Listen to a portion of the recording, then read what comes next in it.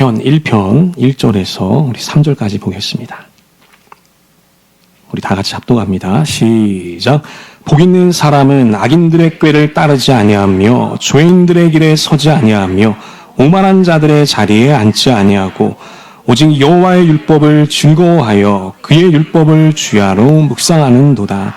그는 시냇가에 심은 나무가 철을 따라 열매를 맺으며 그 잎사귀가 마르지 아니함 같으니 그가 하는 모든 일이 다 형통하리로다.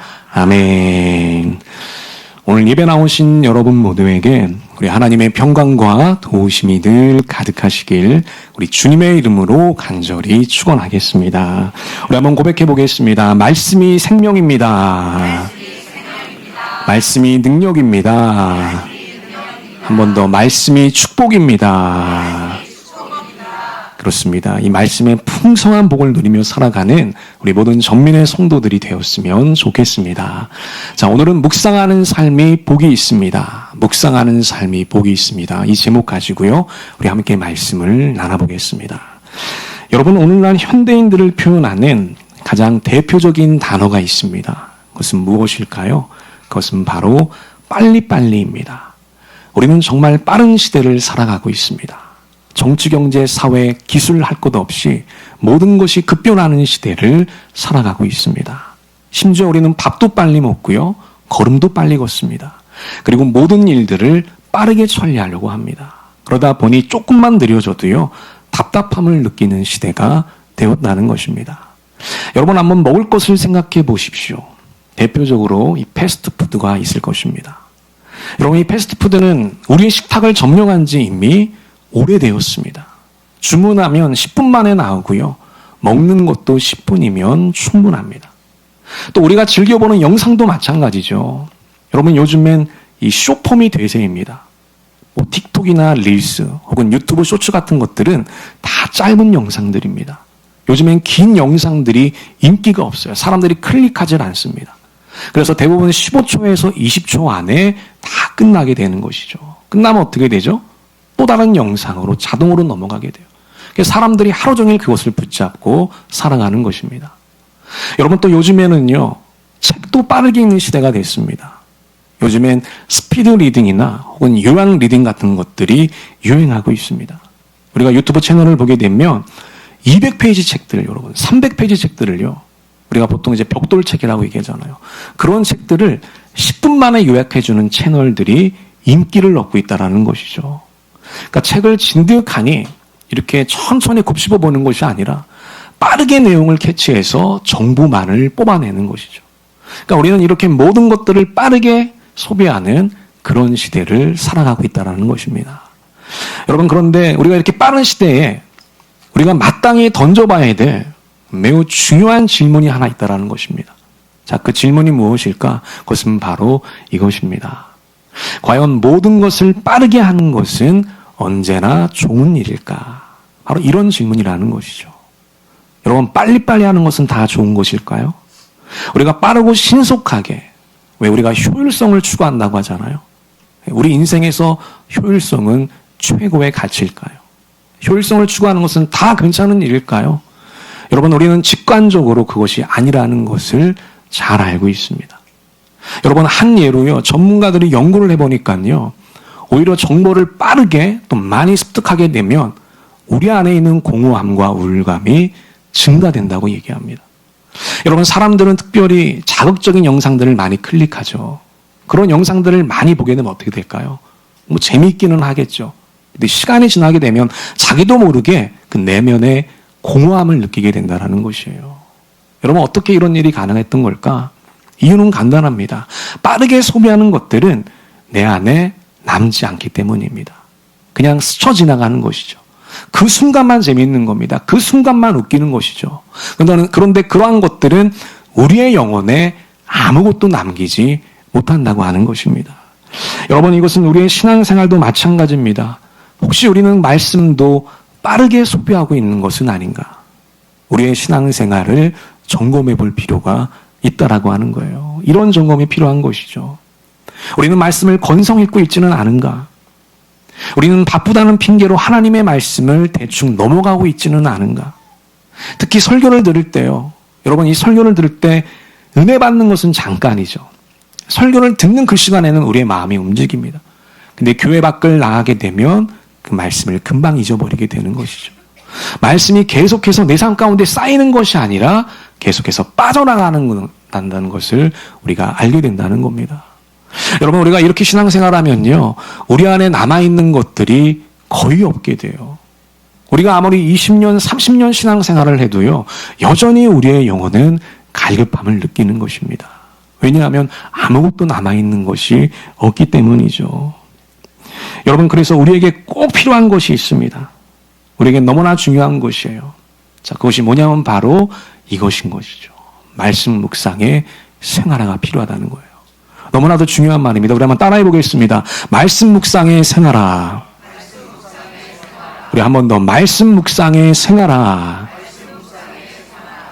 여러분, 이것이 너무나도 필요하다는 겁니다. 여러분, 우리가 성경을 아는 것보다 더 중요한 것이 있습니다. 그것이 뭐냐 하면 하나님의 말씀을 깊이 묵상하는 것이에요. 그 말씀을 붙잡고 깊이 생각하는 것입니다. 여러분, 그때 그 말씀이 내 안에 새겨지게 되는 것이고요. 그 말씀을 가지고 내 삶과 내 내면을 비춰보는 것이죠. 이러한 것들이 우리 신앙생활에 반드시 필요하다는 겁니다. 그래서 우리 교회는요, 올 한 해 이 말씀 묵상을 생활화하려고 합니다. 바로 이런 목적이 있기 때문에 우리가 다음 주에 뭘 하죠? 큐티 세미나를 하는 겁니다. 저는 우리 모든 성도들이요, 말씀 묵상을 생활화했으면 좋겠습니다. 그것을 통해서 더 하나님을 깊이 만났으면 좋겠고요. 우리의 영혼이 성숙했으면 좋겠고요. 그리고 무엇보다도 그 묵상의 복을 마음껏 누리는 우리 모든 신앙인들이 되었으면 좋겠습니다. 그래서 오늘은 이 말씀 묵상에 대한 내용들을 살펴보려고 합니다. 특별히 묵상이 갖고 있는 우리 몇 가지 중요한 포인트들을 한번 짚어볼 텐데, 우리 함께 말씀을 나눌 때에 우리 각자에게 주시는 하늘의 음성과 믿음의 결단들이 있었으면 좋겠습니다. 그런 은혜가 넘쳐나게 되기를 우리 주님의 이름으로 간절히 축원하겠습니다. 자, 우리 먼저 첫 번째 포인트 한번 보겠습니다. 함께 읽어볼까요? 우리 시작. 말씀 묵상은 복 있는 자의 길입니다. 여러분, 그렇습니다. 말씀을 묵상하는 것은요, 단순히 성경을 연구하고 공부하는 것이 아니에요. 물론 그런 측면도 있죠. 가장 본질적인 것은 하나님의 복을 누리는 가장 좋은 길이라고 하는 것입니다. 자, 우리 시편 1편 1, 2절을 한 번 더 보겠습니다. 우리 함께 읽습니다. 우리 시작. 복 있는 사람은 악인들의 꾀를 따르지 아니하며 죄인들의 길에 서지 아니하며 오만한 자들의 자리에 앉지 아니하고 오직 여호와의 율법을 즐거워하여 그의 율법을 주야로 묵상하는도다. 아멘. 여러분, 여기 보면 이 복 있는 사람의 특징 세 가지를 말해주고 있습니다. 어떤 것입니까? 자, 먼저 복 있는 사람은 악인들의 꾀를 따르지 않는다는 겁니다. 그 대신 뭘 따르게 될까요? 하나님의 지혜를 따르게 되는 것이죠. 또 복 있는 사람은요, 죄인들의 길에 서지 않는다고 얘기합니다. 그럼 어느 길에 서 있게 될까요? 의인들의 길에 서게 되는 것이죠.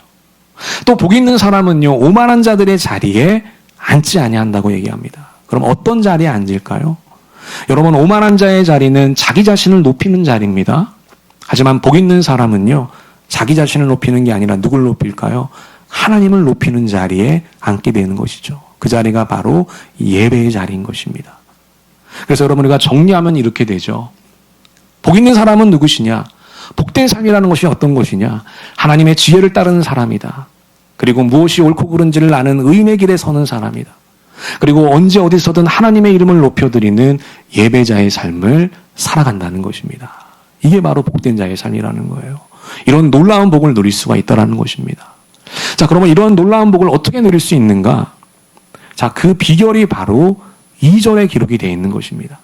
여러분, 우리가 2절에 보면 복을 누릴 수 있는 딱 한 가지를 얘기하고 있어요. 그 한 가지가 무엇이냐? 바로 여호와의 율법을 주야로 묵상하는 거라는 겁니다. 여러분, 이 사실을 꼭 기억해야 돼요. 복 있는 사람의 핵심에, 그 중심에 뭐가 있다는 겁니까? 묵상이 있다라는 거예요. 하나님의 복을 누리는 사람의 그 삶의 중심에 뭐가 있는 것이냐? 묵상이 있다라는 것입니다. 여러분, 이처럼 하나님의 복은요, 묵상과 아주 긴밀히 연결되어 있다는 사실을 우리가 알게 되는 것입니다. 그래서 여러분, 우리가 주님의 말씀을 깊이 묵상할 때, 그 말씀을 우리가 붙잡고 생각할 때 그때 하늘의 신령한 복들이 임하게 되는 것이죠. 하나님의 지혜를 가지고 살아갈 수 있게 되는 겁니다. 의인의 길에 서서 하나님께서 기뻐하시는 삶의 길을 걸어갈 수가 있는 거예요. 우리가 언제 어디에서 무엇을 하던 간에 하나님의 이름을 높여드리는 예배자의 삶을 살아갈 수가 있게 되는 것입니다. 놀라운 은혜가 부어지게 되는 거예요.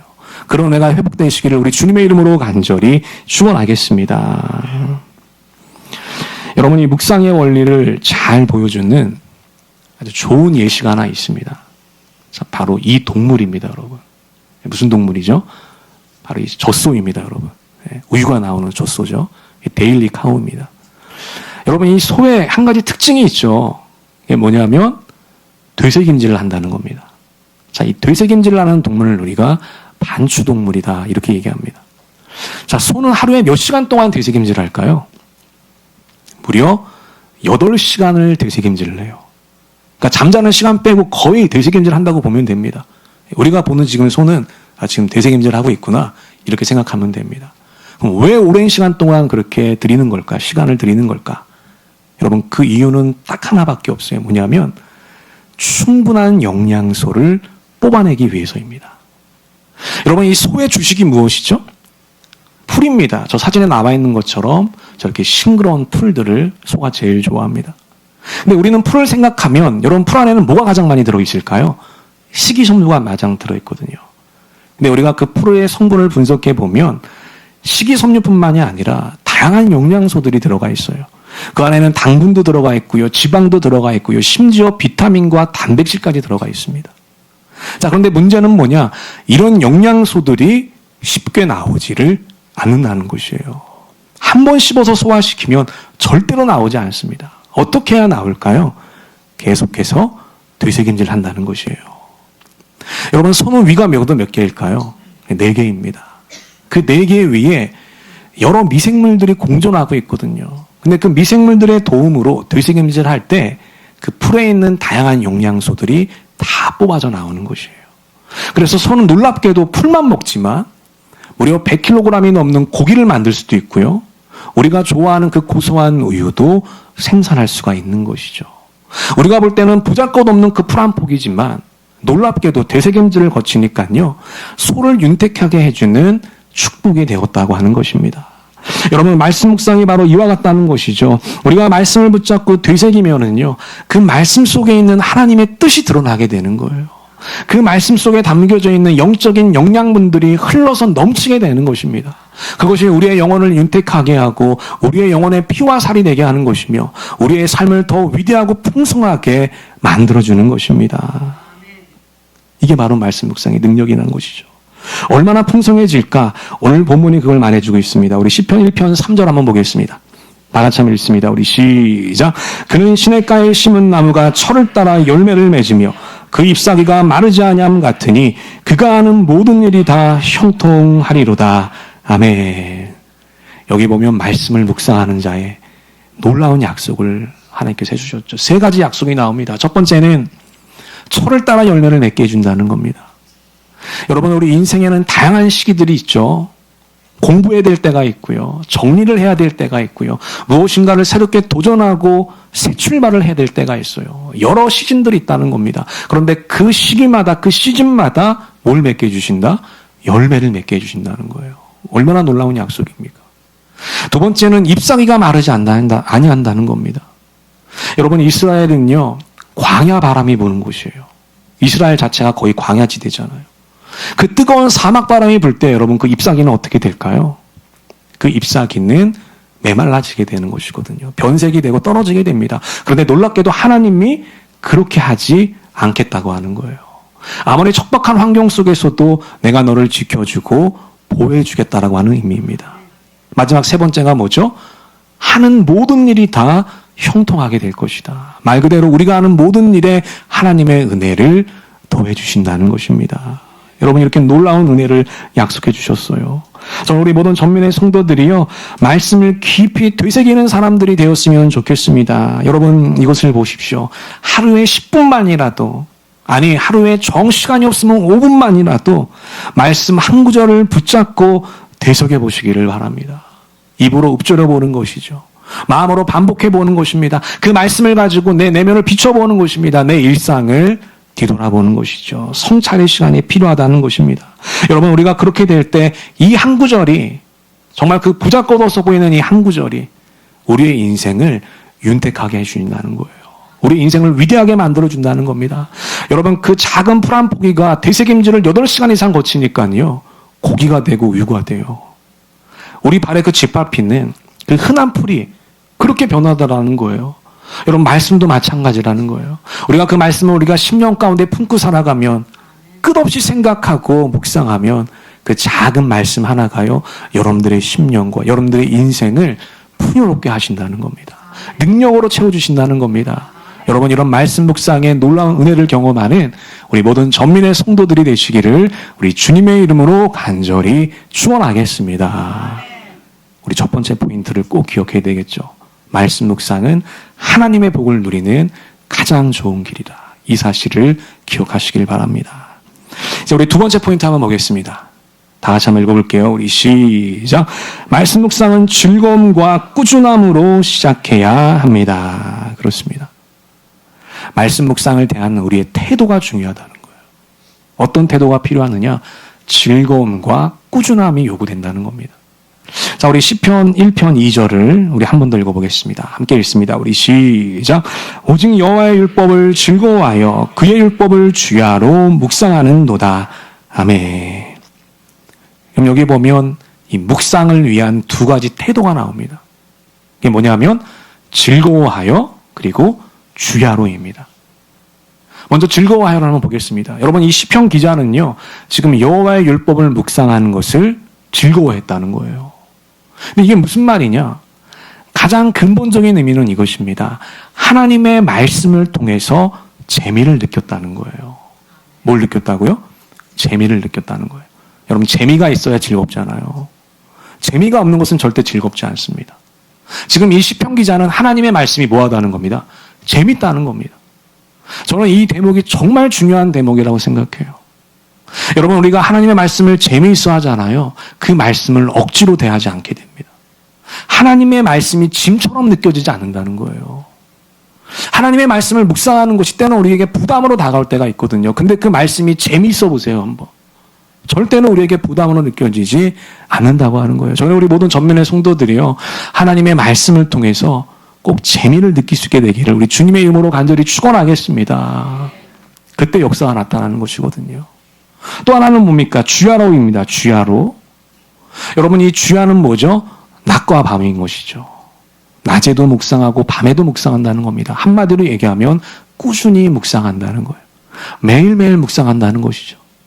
여러분, 우리 신앙생활에서 가장 어려운 것이 무엇일까요? 꾸준함입니다. 누구나 시작은 다 할 수 있습니다. 근데 그것을 지속하는 것은 다른 차원의 이야기예요. 일주일은 할 수 있습니다. 한 달은 할 수 있습니다. 그러나 1년을 지속하는 것은 결코 쉬운 일이 아닐 것입니다.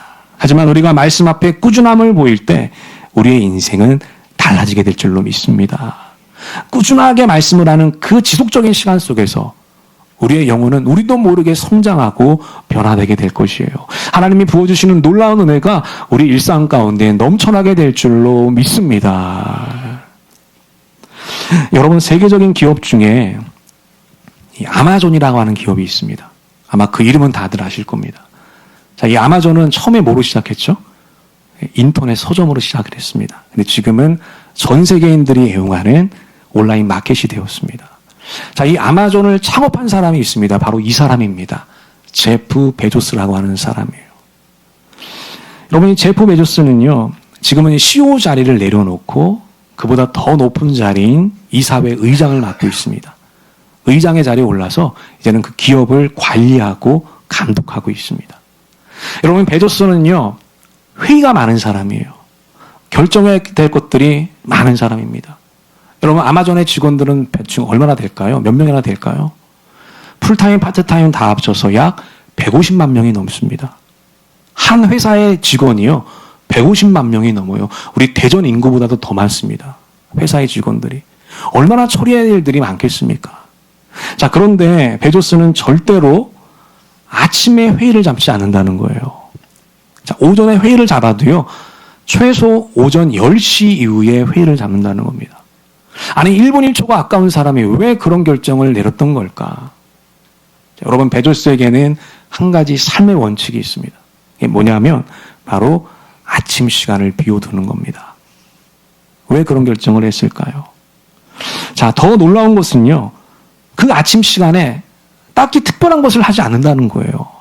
그저 가족들과 식사를 하고 담소를 나눕니다. 그리고 그날 신문을 읽고 책을 읽습니다. 그리고 자기 방에 들어와서 커피를 마시면서 생각에 빠지는 것이죠. 생각하는 시간이에요. 묵상하는 시간입니다. 여러분 베조스는 자기 하루 일과 중에 그 시간이 가장 소중한 시간이라고 고백합니다. 자, 그러면서 이런 말을 남겼어요. 다 같이 한번 읽어볼까요? 우리 시작. 빠른 결정은 되돌릴 수 있는 일에만 적용해야 됩니다. 되돌릴 수 없는 중요한 결정은 절대 빠르게 하지 말아야 합니다. 이렇게 얘기를 합니다. 그러니까 정말 중요한 결정은 어떻게 된다? 천천히 해야 된다는 겁니다. 인생에서 가장 중요한 결정, 뭔가 회사에 기로가 서는 결정, 중요한 사항들은 천천히 시간을 가지고 생각하면서 결정해야 한다는 것이죠. 여러분 이렇게 베조스는 의조적으로 느린 시간과 생각하는 시간을 확보했어요. 바로 이런 시간을 통해서 그 아마존을 세계적인 기업으로 성장시킬 수가 있었던 것입니다. 여러분 우리도 마찬가지입니다. 우리도 바쁜 일상을 살아가지만 말씀 묵상을 위한 시간을 만들어야 된다는 거예요. 여러분 그 시간이 우리 인생을 더 풍성한 인생으로 더 위대한 인생으로 만들어 간다는 것입니다.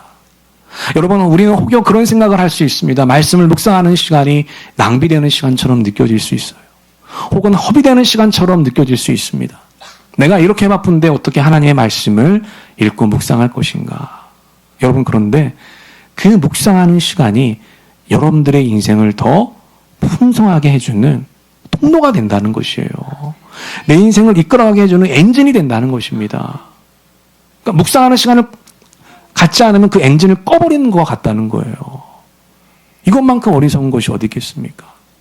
그래서 우리는 5분이건 10분이건 아무리 작은 시간이라도 그 시간을 확보해야만 하는 것이죠. 그래서 여러분 이 묵상을 통해서 하나님의 놀라운 은혜를 경험하게 되는 것이에요. 그 아침 시간으로 이 아마존을 세계적인 기업으로 키워냈던 것처럼 그리고 그 작은 풀 한 포기가 고기와 우유로 바뀌었던 것처럼 우리가 하나님의 말씀을 묵상하는 시간 가운데 우리 인생은 더 아름답게 세워지게 될 줄로 믿습니다. 저는 우리 모든 전민의 성도들이 말씀 묵상을 소중히 여기는 신앙인들이 되었으면 좋겠어요. 말씀으로 하루를 시작하고 말씀으로 하루를 마감했으면 좋겠습니다. 이렇게 우리가 묵상을 즐거워하고요. 꾸준하게 행할 때 하나님께서 우리에게 놀라운 은혜를 베풀어 주실 줄로 믿습니다. 우리 새롭게 시작하는 이번 한 주 우리가 믿음으로 결단했으면 좋겠습니다. 말씀 묵상의 생활화를 이루어가는 우리 모든 전민의 성도들이 되시기를 우리 주님의 이름으로 간절히 축원하겠습니다. 아멘. 우리 기도하겠습니다. 하나님 아버지 오늘도 예배와 말씀을